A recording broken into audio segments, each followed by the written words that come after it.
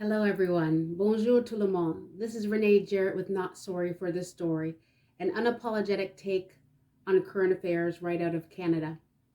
It is February the 18th, just after 2 p.m. when I'm recording this. And I have seen some things unfold via live stream happening right in the core of our nation, the capital, Ottawa, that I have never seen before. I'm seeing tactical units, RCMP, OPP, Ottawa Police, snipers on rooftops, drones, in the midst of Canadians who have been peacefully protesting. Yes, they have. Because really, if it was a violent protest, they could not be here all this time. This is why they're still there. Because it has been peaceful. I know that legacy media and politicians have tried to use the one incident here, the one strange one there, to say that is the story. As you've heard me say before, it is not. If you're watching the legacy media or may see it later and some of the clips, you will hear a tone, and you will have heard it over the past few days, of when are the police going to get in there and deal with these occupiers? When will calm be restored? When will peace be restored? What they're really asking for is, when will the status quo be restored? When can we go back to things as normal? Well, I would think over the past 2 years, you would understand that normal has left the building. And it is true in this regard as well. Do you think that if everyone left Ottawa right now, things are going to be the same? It is not, and it will never be. Today on live stream, on independent outlets,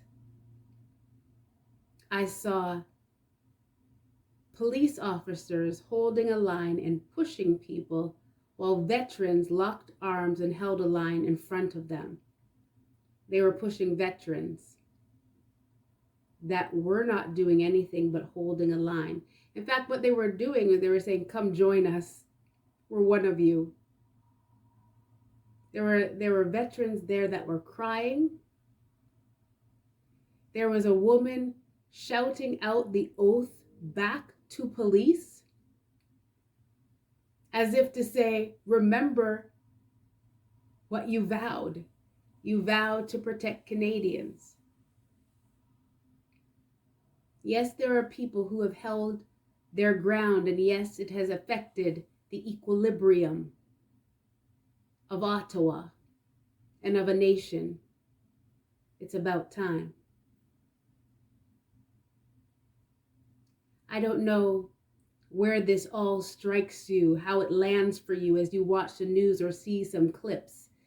And perhaps you're one of those people that are just going to work, keeping your head down, just want to know about your children and how to get through this, and that's sufficient for you. But I want you to know that a nation is at stake. And people are watching around the world, looking on Canada, receiving hope, being inspired that there are people that are coming together to say no.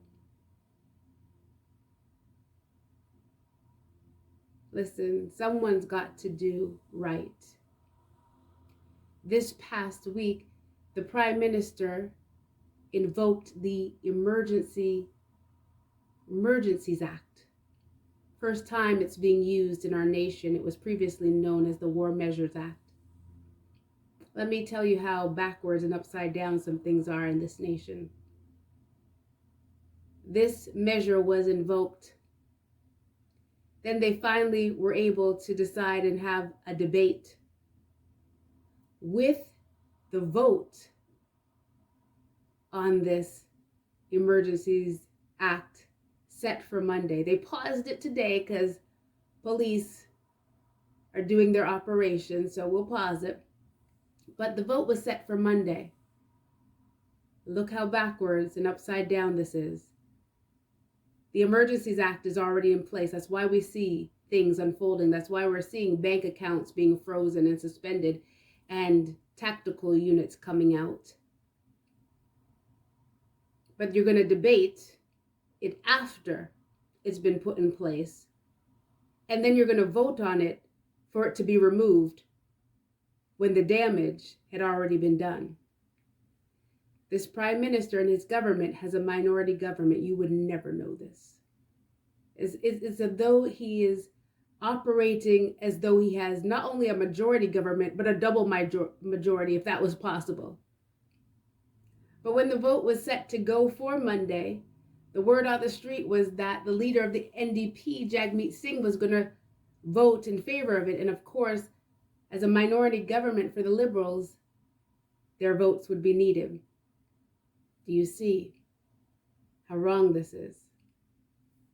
Emergencies Act already invoked, debate, vote to remove something that's already in place. Last thing I want to say is as I was watching the live stream of one of those independent outlets, I believe it might have been one of the movements that are happening. So many now that are up. God bless all of you. It was a veteran, third generation veteran, that was standing there with his brothers in arms, locked arms, and he was doing a video. And the police began to push from behind.